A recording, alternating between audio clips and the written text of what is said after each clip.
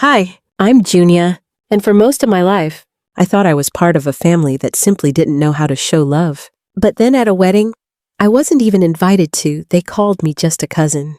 That wasn't the beginning of the hurt, but maybe it was the end of my silence. What would you do if your own blood erased you from the story? Page by page, lie by lie. Because I didn't just lose my place in the family, I found out I was never meant to be in it at all. It was the kind of spring morning that makes you forget winter was ever real. Sunlight spilling through trimmed hedges, tulips upright and smug, soft jazz humming from hidden speakers. I parked 2 houses down, not because I had to, but because I needed those few extra steps to steady my breathing.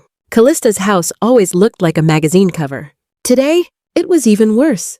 Garden brunch tables arranged in neat rows. Crystal pitchers of mimosa catching light like cut diamonds. I almost turned back. Almost. When I stepped onto the patio, she spotted me. Her smile was delayed, like her face had to remember how. "Junia," she called. Walking over in those linen heels she only wore for performances like this. She leaned in, air-kissed my cheek, and gestured toward a group of women in pastel blouses and heavy jewelry. "This is Junia," she said sweetly. "My cousin." My heart stopped, but my lips smiled.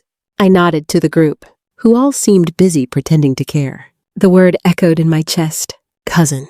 Not sister, not family in the way I had always known, but cousin like a polite detour from something inconvenient. I stood there with my mimosa, my hand trembling slightly as I took a sip. The laugh track resumed around me, the clink of forks on porcelain, the soft tap of sandals on stone.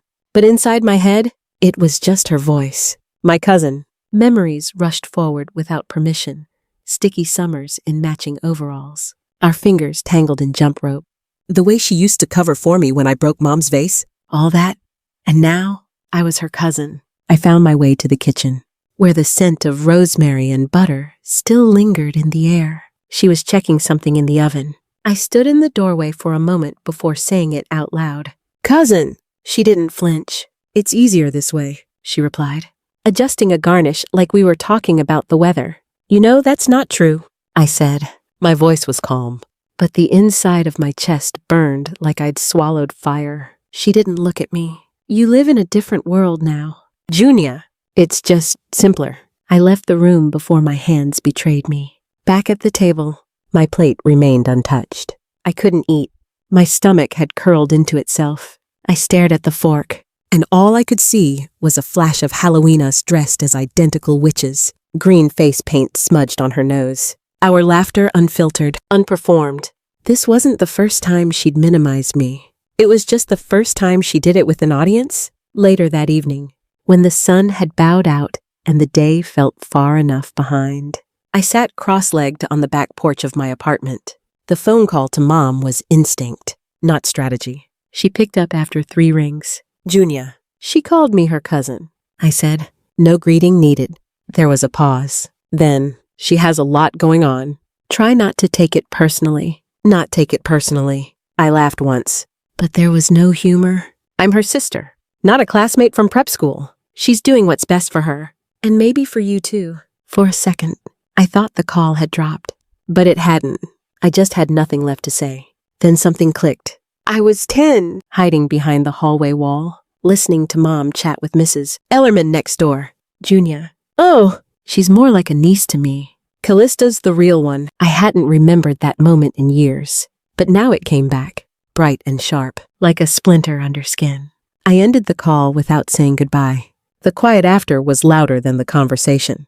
The porch light buzzed faintly above me. I poured myself a glass of red and held it between both palms, letting the heat from my skin warm it. Across the street, the Andersons were watching a movie, the flicker of the TV dancing against their blinds. Inside Callista's house mine, too. Once they were probably still laughing, still sipping, still forgetting. I stared into the darkness and whispered, "She can erase me in front of them, but she can't rewrite the truth." So I started listening, really listening to the whispers they thought I'd never hear. It was past midnight, and the hum of the refrigerator was the only thing steady in the apartment. I hadn't slept since the brunch. My mind felt like it had nowhere to land, so it floated, then crashed. then floated again. I lay in bed, scrolling through my phone like it might offer me something solid to hold. Callista had posted an entire album, Spring Brunch for a Queen. The caption read, 32 photos, tagged smiles, laughter caught in amber, someone pouring champagne, someone else posing with the strawberry tart like it was a diamond. I kept swiping, photo after photo. My face never showed up. Not once. There were shots I remembered being present for standing just off frame, holding a plate, laughing at someone's story. Yet in these pictures, it was like I never existed. Like they'd choreographed it that way. Even the group photo on the patio I'd taken it. Callista had looked right at me and said, "Would you mind?" I had nodded, just like I always did. I backed out of the album, searched her older posts. Christmas. I'd cooked the ham that year. Nothing. Her engagement dinner, no mention. Even our mother's birthday post, cropped just enough to keep me out. The ache that built in my chest wasn't sudden. It was slow and familiar, like frost sneaking through window cracks. I got up, barefoot on the cold floor, and walked to the closet. Buried behind winter coats and old scarves was the shoebox I hadn't touched in years. Dust clung to the corners like a warning. Inside were documents, school awards, a lock of my baby hair, faded photos with rounded edges. Beneath those sat a plastic sleeve holding my birth certificate. I held it under the hallway light. Something immediately tugged at me, father's name. Blank. That can't be right. I flipped it over. Issued. When I was 8. Why would it be issued then? I pulled open my laptop and logged into the county's record portal. The next morning, I called. "Hi, I'm trying to request a copy of my birth certificate," I said, rubbing sleep from under my eyes. "Sure, we have 2 records under that name. Would you like the amended copy or the sealed original?" I paused. "I didn't know there were 2. A brief silence. Then, the woman said gently, "One was updated in 2003. The other's been sealed since the early 90s. The sound in my ears shifted like I'd gone underwater. I hung up without asking for either copy. I sat down on the floor of the hallway, back against the wall, the shoebox at my feet like a trapdoor. They'd rewritten me. Pieces of moments clicked together. That trip to Disneyland where only Callista and Mom went. The family reunion where I stayed home with the dog. That time my middle school teacher asked if I was adopted. I had laughed, said no. But now, I wasn't sure what the truth was. Invisibility hadn't come overnight. It had arrived in polite shrugs, in forgotten invitations, in let's not complicate things. And I had let it. I picked up my phone again and opened a different album, one I had made just for myself over the years. Random, blurry photos. A birthday card from 2nd grade. A picture of me and Callista curled up on the couch in matching pajamas. Years ago, our foreheads touching. I stared at that one the longest. Maybe I was always invisible, and they just stopped pretending otherwise. A siren wailed in the distance. I didn't move. I walked back to bed, phone in hand, turned the screen over so the light wouldn't hit me. My lamp clicked off with a soft pop, and I was left in shadow. But I wasn't numb anymore. If they really wanted to erase me, I'd show them just how unforgettable I could be. And what I remembered could ruin all of them. That sentence played on a loop in my head as I folded napkins behind the coffee bar, pretending to listen to Tanya talk about her cat's new diet. I wasn't really there, not mentally, not since the call with the county clerk and the silence that followed. "Hey, can you grab more sleeves from the back?" Tanya asked. "Yeah," I replied, already halfway to the storage closet. That's when I heard it. 2 customers, tucked into the back booth, just past the espresso machine hum, whispering. I wasn't trying to eavesdrop. God knows I wouldn't have chosen to, but their voices reached me anyway. She did what she had to. One woman said, her voice was tight, like someone who's rehearsed a line too many times. The little one wasn't really meant to stay. I stopped, froze, holding a box of lids I suddenly couldn't feel. The other voice responded, too muffled to understand. But that first line, that line buried itself into my chest like a splinter. I leaned just enough to see 2 middle-aged women, wine-tired, leaning in like they were passing state secrets. The little one wasn't meant to stay. I'd been called many things in this family, but never the little one. I stepped forward, heart thudding, ready to confront them, but just then, they stood and headed for the door. I hesitated a beat too long. By the time I pushed through the crowd and reached the sidewalk, they were gone, swallowed by the city. That night, I didn't even undress before collapsing on the couch. I just lay there, staring at the ceiling, letting every strange memory flood back. The year I was sent to Aunt Rosemary's after the divorce, except no one ever explained who Rosemary really was. I remembered coming home and feeling like a guest in my own room. Like my posters had been moved an inch to the left and nothing quite smelled the same. Maybe I had never been invited to stay. The next morning, I offered to help Tanya sort archived client files. She hated paperwork, so she practically shoved the folders into my arms and went back to her smoothie. That's when it happened. I was alphabetizing old legal documents when a name popped out. Delmar and Weeks Estate Law.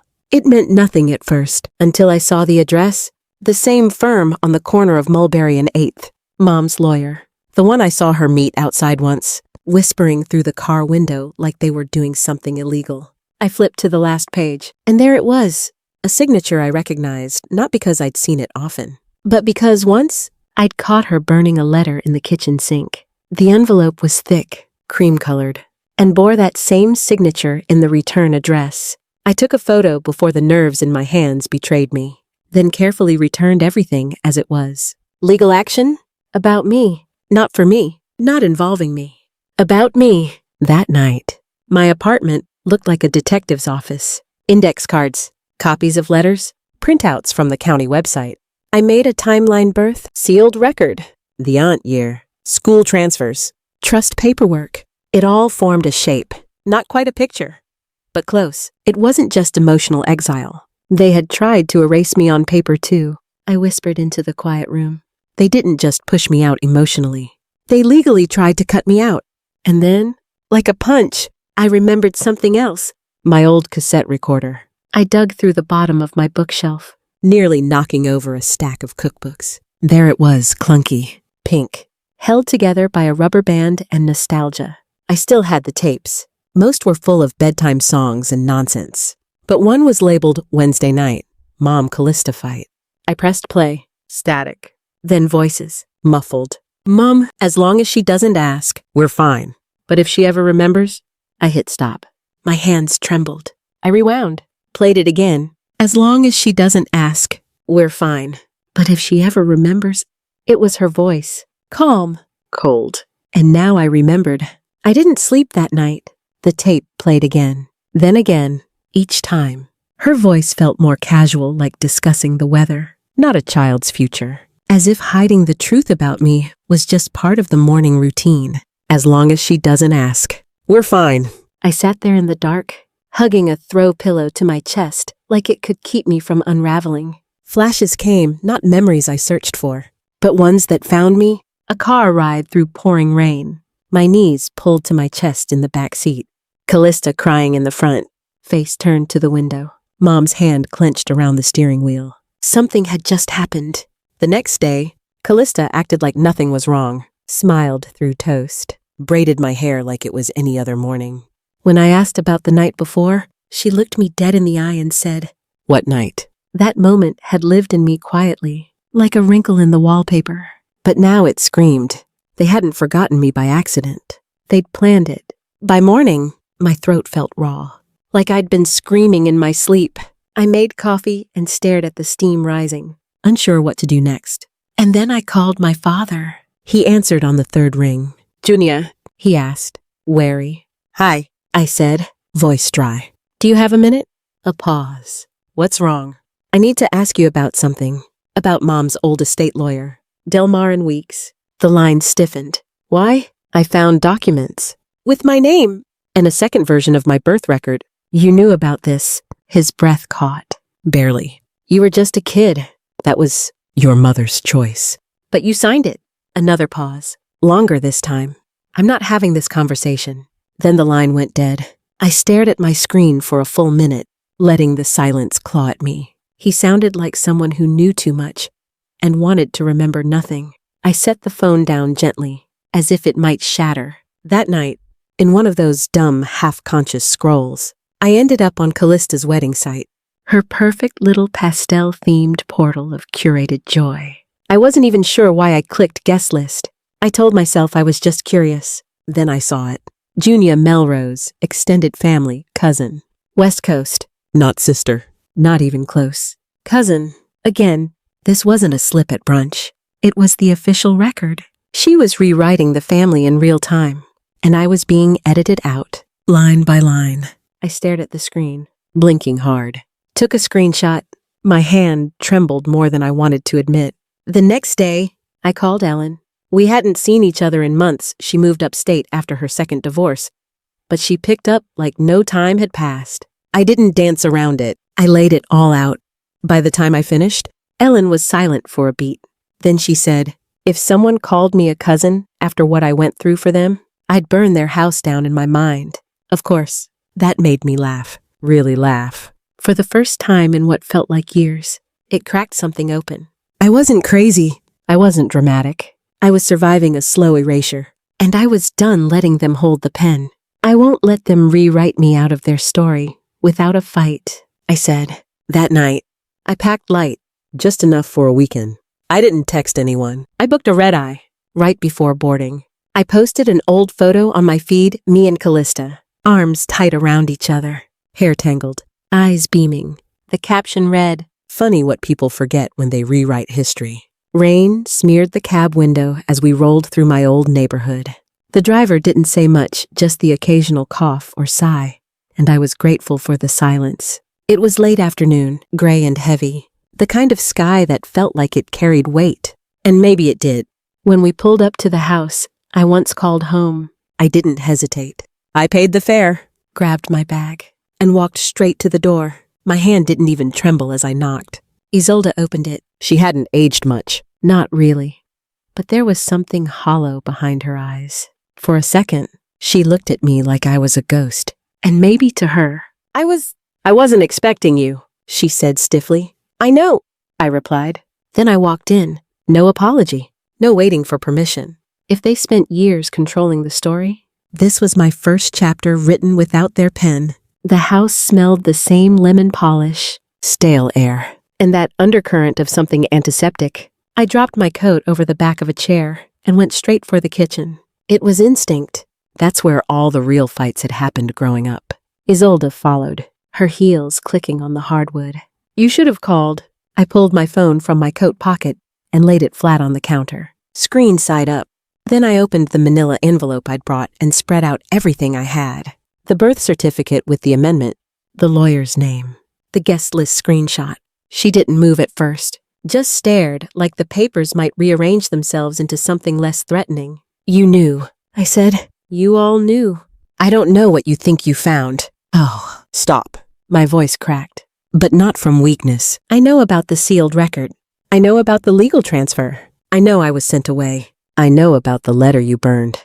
I know I'm a cousin now. Apparently, she blinked at that, lips twitching. I never told her to write that, she said, but her voice lacked conviction. If you keep pretending I don't exist, I said quietly, I'll make sure the world knows I do. That landed. Her chin lifted like she might spit something vile, but nothing came out. I let the silence stretch until it stung. Then I picked up my bag and walked out. No slamming the door, just the click of it behind me, clean and final. 2 hours later, I was standing in the back of seeing Dominic's, the church buzzing with the wedding rehearsal. Someone was adjusting bows on pews, someone else laughing about cocktail hour. They hadn't seen me yet, but Callista did. Her smile died in real time, like a switch had been flipped. I stepped forward, not rushing, steady, controlled. I walked right down the aisle toward her, pulled the photo from my bag, and held it out. It was the one of us, from when we were little arms tangled around each other, grinning like fools, cheeks sticky from ice cream. You told them I was your cousin. I said, let's remind them who I really am. Callista didn't take the photo, just stared. Her fiancé looked back and forth between us like he'd wandered into the wrong scene. Someone behind me gasped. Another whispered, that's her sister. No one moved. We stepped outside a few minutes later, Callista tugging me by the elbow, heels clicking on the stone path. Why are you doing this? She hissed. This isn't about you. No, I said. It's about truth. I have worked so hard for this day. Why would you want to ruin it? I shook my head. I don't. but I won't let you erase me just because it's inconvenient. You've always been dramatic, she said, her mouth twisting. That's why Mom tried to erase you. I let the words hang between us. They were a confession, even if she didn't realize it. And you're about to find out what happens when you erase the wrong woman. I turned and walked away, down the steps, through the courtyard. My phone buzzed in my hand. I opened the messages and scrolled down to the name I hadn't contacted in years. Morgan Barnes, freelance journalist, old roommate. And someone who once said, "If you ever have a story, give me the first call." I typed, "Hi Morgan. I think I finally have a story you'd want to hear." I was sitting at a corner table in that little cafe near the bus depot. Rain tapping soft against the window, waiting for Morgan. I'd barely touched my latte when the first notification popped up. Then another, then 20 more. My hand froze mid-reach for my phone. A name glared at the top of the screen. Avery Lancaster. Callista's soon-to-be sister-in-law. The post was short, but the damage was already viral. Some people just can't handle not being the center of attention. Jealousy is ugly, even in siblings or cousins. Cousins. Again, I clicked into the comments. Laughing emojis. Yikes. The drama. She crashed a wedding like it's a soap opera. Classic unstable family member energy. I stared at the screen, nausea rising in waves. They weren't just rewriting history behind closed doors anymore. They were doing it with hashtags. Before I could even react, another ping sounded. And another. I was suddenly added without warning into a group thread titled Damage Control. Wedding Crisis. There were 5 people in it. Callista. Avery. Someone named Tara I didn't recognize. And me. The first message had already been sitting there. A photo of me taken from my old Facebook one where I was red-eyed after Mom's funeral, holding a tissue. Caption. This is what we've dealt with for years. She's not well. Let's be gentle but firm. Next came screenshots of a therapy blog I'd once written under a pseudonym during college. Somehow, they'd found it. A post titled, "I don't think my mother ever saw me." It wasn't anonymous anymore. They were building a story. Not just a story, a case. She's always been emotionally fragile. It's sad. Really. Explains a lot. My jaw clenched so tight my molars throbbed. My fingers hovered over the keyboard. No, not here. Instead, I dialed Morgan. She picked up on the second ring. Hey, almost there. They want to bury me in shame. My voice shook.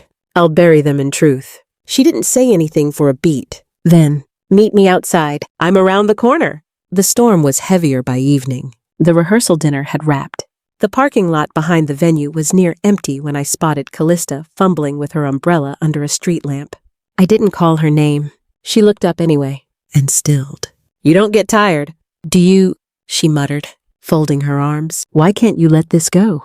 I didn't come to ruin your day, I said. I came because you already ruined mine years ago. She rolled her eyes. Oh, God. No. You don't get to dismiss this. Rain slid down both our faces. Neither of us flinched. You want honesty? She snapped. Fine. I hated that Mom treated you like the special one. Even when you were gone, she still talked about you. Like you were some damn martyr. So yeah, I fixed that. She turned to walk back inside. I didn't follow. Not because I couldn't.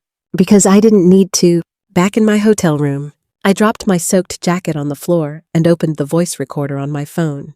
I didn't even know who I was talking to. Myself. Maybe. Or the girl I used to be. They're afraid of what I might say, I whispered. But they should be more afraid of what I've already seen. I attached the wedding guest list, the doctored birth certificate, and that old audio recording of Mom's voice, the one where she said, "As long as she doesn't ask, we're fine." Then I sent it all to Morgan. 5 minutes later, her email came back with a subject line draft. When family tries to erase you, a true story of blood, lies, and inheritance. No clickbait, no sugarcoating. I refreshed my feed, and there it was. News alert. Public wedding event for Callista and Garrett has been canceled due to unforeseen family conflict. Yo! I leaned back, heart racing, not with victory, but something quieter, something like peace. I whispered to the empty room. Truth is a storm. I warned them. By the time the sun rose the next morning, I wasn't just a woman with a broken past. I was a headline. The story Morgan published had gone viral. Screenshots of the article spread across social media. My inbox was a war zone support from strangers who said they saw themselves in my words, and messages that made my stomach turn. Attention seeker. Poor little victim. Family should stay private. At a diner just outside town, I stopped for coffee and eggs. I hadn't eaten all day. The moment I stepped through the door, I knew. A table of women in cardigans went quiet mid-bite. A teenager behind the register nudged his coworker, whispering something that made them both glance my way, then immediately looked down. "That's the sister," someone murmured just loud enough to hear. The booth vinyl stuck to the backs of my thighs. I kept my eyes on the window. The street, the rain, but inside, I was burning. The story was no longer mine alone. It had become everyone's. My phone buzzed on the table, pulling me back. A number I didn't expect. "Garrett!" I let it ring twice before I picked up. His voice was tight, low. I didn't know any of it.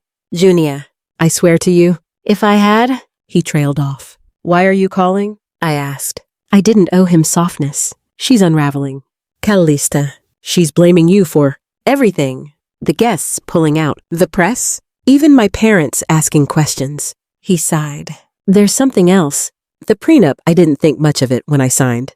But there's a clause. It restricts her inheritance if anything unseemly emerges about her family, especially things that could be proven as willfully concealed." "It's worded like a trap." I said nothing. "I'm sorry, Junia. I really am." I hit record halfway through. Not because I didn't believe him, because I'd learned I couldn't afford not to. Later that afternoon, I drove out of town toward the lake house, Dad's old estate. The trees still leaned the same way down the driveway. The gravel still crackled under the tires. Only now, it wasn't summer vacation. It was the scene of the crime. Callista's car was in the driveway. So was Mom's. I didn't knock. I walked in with a folder tucked under my arm, paper clipped together. Certified birth documents, property records, audio files on a flash drive. They were in the den. Isolde stood near the fireplace, her back to me. Callista turned at the sound of the door. "You have no right to be here. I don't need your permission." I laid the folder on the coffee table, pages sliding out like a hand of cards. She saw the photo first, me, as a child, holding her hand. Then the birth certificate, then the transcript from Mom's voicemail. The one where she said, "It's easier if we just let her disappear." Callista's voice cracked. "You think exposing us gives you a family? It makes you a traitor." I looked her straight in the eye. "I'm not trying to belong anymore. I'm making sure no one else gets buried the way you buried me." Mom didn't speak. Not at first. But then, she moved. In one sudden motion, she stepped forward and slapped me. The sound echoed off the wood-paneled walls. I didn't flinch. "This," I said, steady as I could. "This is why I never came back." The air went dead. A car door slammed outside. Garrett entered through the back door, rainwater dripping off his jacket. His eyes flicked from my cheek to the folder on the table to Callista, whose face was streaked with panic. He cleared his throat.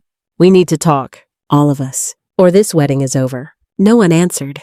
I stepped past them, out through the glass doors, into the gray light settling over the lake. The wind pressed against me like something alive. My arms folded tight. I stood there, letting the cold eat at me, letting the silence build around what had just happened. And I thought, I came to burn bridges. But maybe, just maybe, I set myself free instead.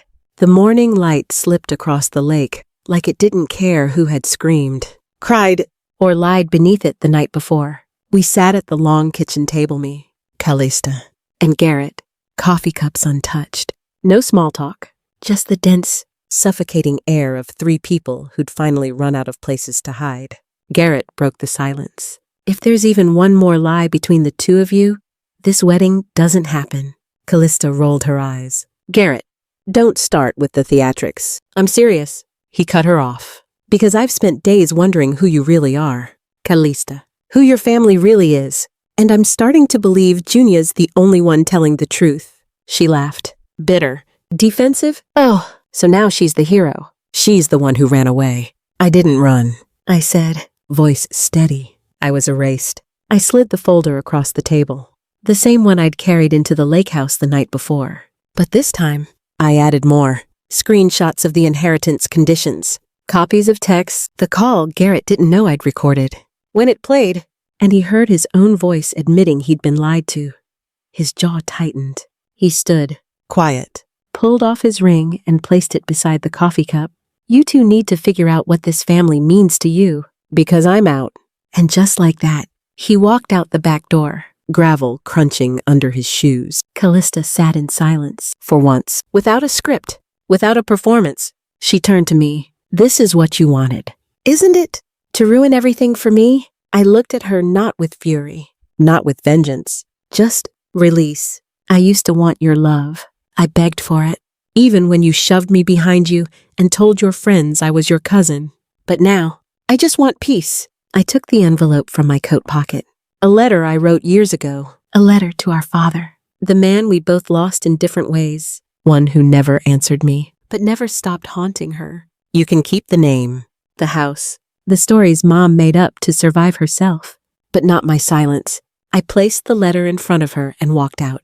2 days later, I stood in my grandmother's backyard beneath a white tent, strung with twinkle lights. Her 80th birthday celebration, relatives I hadn't seen in years gathered with polite smiles, side glances, unsure whispers. Aunt Carla offered me fruit salad like we were strangers. My uncle didn't meet my eyes when I thanked him for the drink. But then someone tapped my shoulder. Alicia, my cousin on Dad's side, pulled me into a hug. Thank you, she whispered, and it didn't feel like pity. We needed someone to say it. Later, someone asked about the story. I didn't flinch. Truth can be ugly, I said quietly. But silence is crueler. The room shifted. Some looked away. Some nodded. But no one spoke that night. I drove home in silence. No radio, no calls. Just my keys in the lock, my boots on the hardwood, and a voicemail blinking on my phone. Hi, Junia. It's Dr. Paris. Just wanted to remind you, progress isn't peace, but it's proof you're not where you used to be. I didn't cry. I didn't smile. I just let the words hang in the air, soft and heavy, because I finally knew the difference between burning down a house and building a life. And mine was just beginning. Sometimes healing doesn't look like a victory.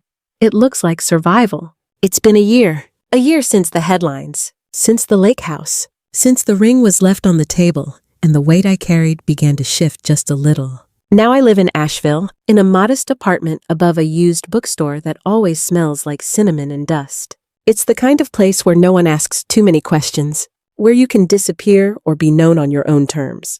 I work part-time at the public library, shelving stories that belong to everyone but me. The rest of the time, I write nothing grand, just short pieces under a pen name. Fragments of fiction laced with truths I could never say out loud at family dinners. Stories that feel like exhaling after holding your breath for too long.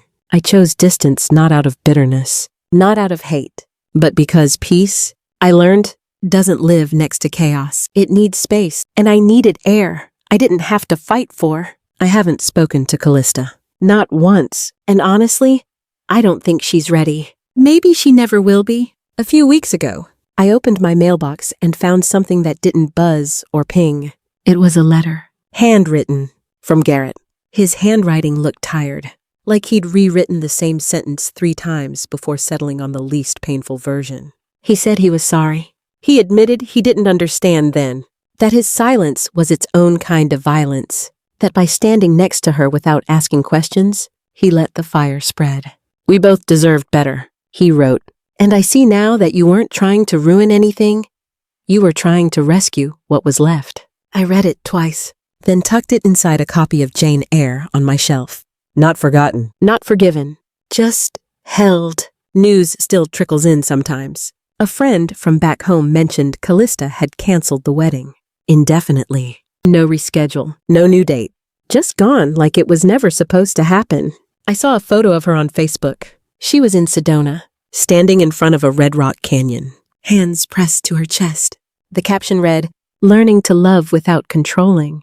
I didn't scoff. I didn't roll my eyes. I just kept scrolling. There's a quiet kind of healing in indifference. This morning was Sunday. I stood on my porch with a watering can in one hand and the soft sound of wind chimes behind me. The rosemary was growing wild again. I trimmed it last week, but it never listens. Across the street, a little boy waved. "Hi, Miss J," he called out. His hair was sticking up like static. I waved back. I stepped inside. The apartment was warm with the smell of fresh coffee and books left open too long. I lit a candle lavender, the kind my mother used to keep in every room, even when she swore she couldn't smell them anymore. Maybe she couldn't, or maybe she just stopped noticing the things that tried to soften her world. I opened my laptop, typed the first line of something new. Not all wounds scar visibly, but healing doesn't always mean forgetting. It means forgiving yourself for what you had to walk away from. I paused, and in that pause, I felt something settle inside me. Lighter. We don't get to pick our families, but we do get to choose how we carry their weight. Or when we finally put it down. Looking back, I've learned that silence doesn't always mean peace, and walking away doesn't always mean defeat. Sometimes, it's the strongest thing you can do for your own sanity, for your own soul. We're all born into stories we didn't write, into families that sometimes hurt more than they hold. But healing is a choice. A long, uneven road of choosing yourself over the noise. If there's one thing I hope you carry from my story, it's this: you have the right to step away from the fire, even if others pretend it's warmth. You don't owe anyone your silence, your pain, or your place at the table if it cost you your peace. Now I want to hear from you. Have you ever walked away from something or someone to protect your peace? Do you believe that forgiveness means reconnection? Or can it simply mean release? If this story touched your heart, drop a 1 in the comments or let me know where you're watching from. And if it didn't, I'd still love to hear why. What part didn't resonate with you? What would you have done differently? And if you want to follow more stories like this, real, raw, and filled with the lessons life hands us, don't forget to subscribe.